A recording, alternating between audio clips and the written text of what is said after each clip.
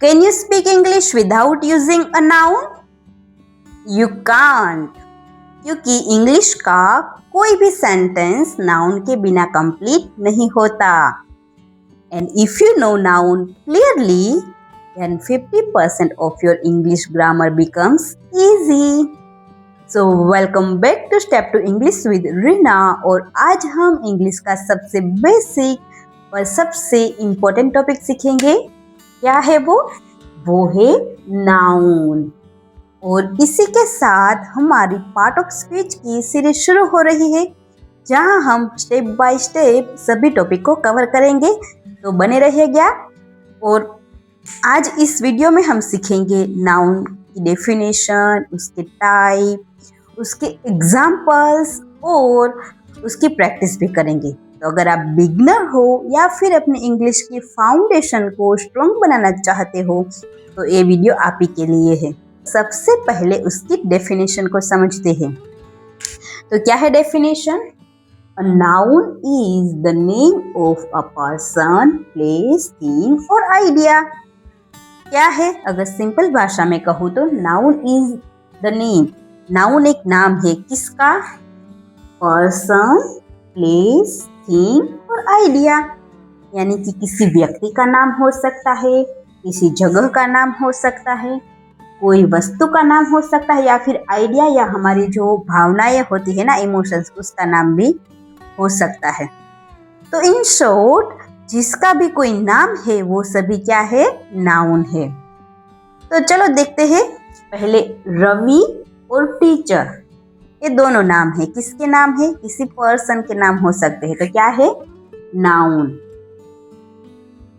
School, park, ये दोनों भी नाम है. किसके नाम है? किसी जगह के नाम है. तो ये भी नाउन. बुक, पेन, ये भी तो कोई नाम है, पर किसके नाम है? कोई वस्तु के नाम है. तो ये भी क्या हुआ? नाउन. हैप्पीनेस, ऑनेस्टी, ये भी तो नाम है, पर किसके नाम है? हमारी भावनाओं के, हमारे इमोशंस के. तो ये भी क्या हुए? नाउन. तो आपको ये समझ में आ गया कि कोई भी चीज़ का अगर कोई नाम है, चाहे वो हमारे आइडियाज़ हो, इमोशंस हो, कोई जगह हो, किसी भी चीज़ का, तो वो क्या होता है? नाउन. पर अब हम उसके कितने टाइप्स है वो समझेंगे. जानते हैं नाउन के कितने टाइप्स होते हैं.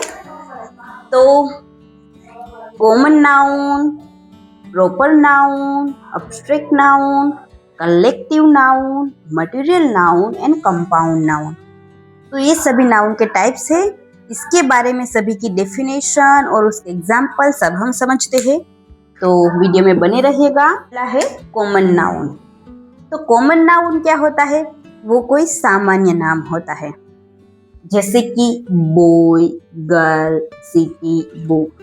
अब मैं आपको समझाती हूँ कि आपके सामने दो बुक्स है, पर आप उस बुक का नाम नहीं ले रहे और कहते हो कि बुक. तो वो क्या हुआ? सामान्य नाम हुआ. जैसे कि अगर आप कहोगे कि द एल्केमिस्ट या awaken the power of faith, तो वो क्या हुआ? आपने उसी बुक का नाम लिया, तो वो कॉमन नहीं रहेगा. पर अगर आप बुक कहते हो तो वो कोई भी बुक हो सकती है. तो क्या हुआ? वो कॉमन नाउन. एग्जाम्पल देखते हैं. The boy is reading a book. तो इसमें क्या है? बॉय. तो वो कोई भी लड़का हो सकता है. यहाँ किसी का नाम नहीं लिखा, तो वो कोई भी हो सकता है. और बुक, यहाँ भी हमने किसी स्पेसिफिक बुक की नाम नहीं लिया, तो वो क्या हो सकता है? कोई भी बुक हो सकती है. तो ये क्या हुआ? Common noun. The girl is playing in the park. तो यहाँ भी हमने गर्ल कहा है, किसी गर्ल का नाम नहीं लिया, तो क्या है? Common noun. और पार्क, यहाँ भी हमने कोई पार्क का नाम नहीं लिया. पार्क है वो कोई भी पार्क हो सकता है, तो वो क्या हुआ? Common noun. आगे देखते हैं. दूसरा है प्रॉपर नाउन. प्रॉपर नाउन यानी कि किसी विशेष व्यक्ति या वस्तु का नाम, तब वो प्रॉपर बन जाता है. कॉमन नाउन से बिल्कुल अपोजिट. एग्जाम्पल से आपको क्लियर होगा. रीटा, इंडिया, दिल्ली. तो यहाँ हमने प्रॉपर नाम लिया है, यहाँ हमने गर्ल नहीं कहा. अगर गर्ल कहा होता तो वो क्या होता? Common noun. पर अगर हमने यहाँ गर्ल नहीं पर उसके बजाय नाम लिया है तो क्या है? रीटा, इंडिया. यहाँ हमने कंट्री नहीं कहा, हमने कहा इंडिया, तो हम इंडिया की ही बात कर रहे हैं, इसलिए ये प्रॉपर नाउन हुआ दिल्ली। एग्जाम्पल समझते हैं, रीटा लिव्स इन इंडिया। तो यहाँ रीटा नाम की ही लड़की की हम बात कर रहे हैं, तो ये क्या हुआ, प्रॉपर नाउन इंडिया। हमने यहाँ कंट्री का यूज नहीं किया, इंडिया का ही यूज किया, इसलिए ये भी प्रॉपर नाउन है। Delhi is a big city, तो यहाँ हमने दिल्ली सिटी का नाम लिया है। हमने सिटी ऐसे ही नहीं कह दिया, हमने उसका नाम लिया है, तो क्या हुआ ये प्रॉपर नाउन। और एक बात याद रखिएगा कि प्रॉपर नाउन हमेशा पहला लेटर उसका कैपिटल ही होता है। आपने देखा होगा यहाँ रीटा, इंडिया, दिल्ली, तो उसका पहला लेटर कैपिटल से शुरू होता है। ओके, आगे देखते हैं। नेक्स्ट है अब्स्ट्रैक्ट नाउन। अब्स्ट्रैक्ट नाउन वो नाम होते हैं जो हमारी भावनाओं, गुणों या फिर विचारों को दर्शाते हैं, जैसे कि ऑनेस्टी, हैप्पीनेस, जिसे हमें छू नहीं सकते पर हम फील कर सकते हैं। सेंटेंस देखते हैं, honesty is the best policy. तो यहाँ ऑनेस्टी हम उसे छू नहीं सकते, पर वो नाम तो है ना, भावना का, इमोशंस का, आइडिया का, विचार का, कोई भी, right. She was filled with happiness. यहाँ हैप्पीनेस हम उसे छू नहीं सकते पर हम उसे फील कर सकते हैं, तो क्या हुआ, वह भी अब्स्ट्रैक्ट नाउन हुआ। आगे देखते हैं। नेक्स्ट है कलेक्टिव नाउन। तो कलेक्टिव नाउन क्या होता है, वो किसी समूह का नाम होता है, कोई ग्रुप होता है जिसको हम कलेक्टिव नाउन कहते हैं, जैसे कि टीम।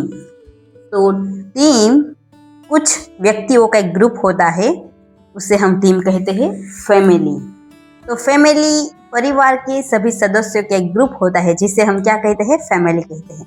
तो ये क्या हुआ, कलेक्टिव नाउन। एग्जाम्पल सेंटेंस देखते हैं, our team won the match. तो यहाँ टीम क्या हुआ, टीम हुआ collective noun. The family is having dinner together. Family के सभी सदस्य एक साथ बैठे हुए हैं और डिनर ले रहे हैं, तो फैमिली क्या हुआ, कलेक्टिव नाउन। आगे देखते हैं। नेक्स्ट है मटेरियल नाउन। मटेरियल नाउन यानी कि किसी पदार्थ या सामग्री का नाम, जैसे कि वुड, गोल्ड। एग्जाम्पल सेंटेंस देखते हैं, the table is made of would. तो वुड क्या है, मटेरियल है। She is wearing a ring made of gold. तो यहाँ गोल्ड क्या है, वो भी मटेरियल है, यानी कि किसी पदार्थ का नाम है, तो क्या हुआ, मटेरियल नाउन। नेक्स्ट है कंपाउंड नाउन।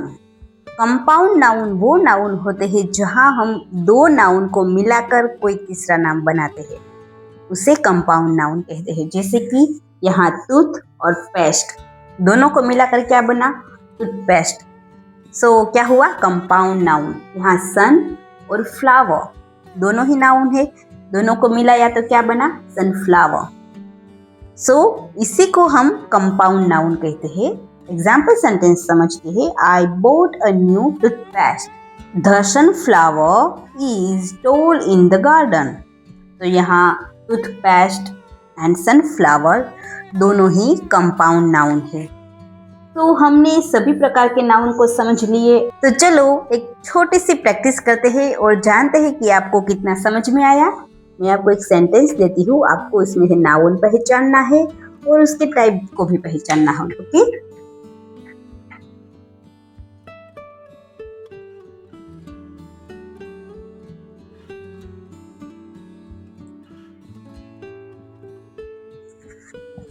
तो गीता इज ड्रिंकिंग वाटर, ये हमारा सेंटेंस है। आप में कौन कौन सा नाउन है और किस टाइप का नाउन है, आपको मुझे कमेंट करके बताना है। अगले वीडियो में हम काउंटेबल नाउन और अनकाउंटेबल नाउन सीखेंगे, उसके साथ कौन सा वर्ब यूज होता है, कब यूज होता है, कौन सा आर्टिकल यूज होता है, वो सभी हम उस वीडियो में क्लियर करेंगे। तो चैनल को लाइक से और सब्सक्राइब करना भूले, और मिलते हैं नेक्स्ट वीडियो में, तब तक के लिए स्टे ट्यून।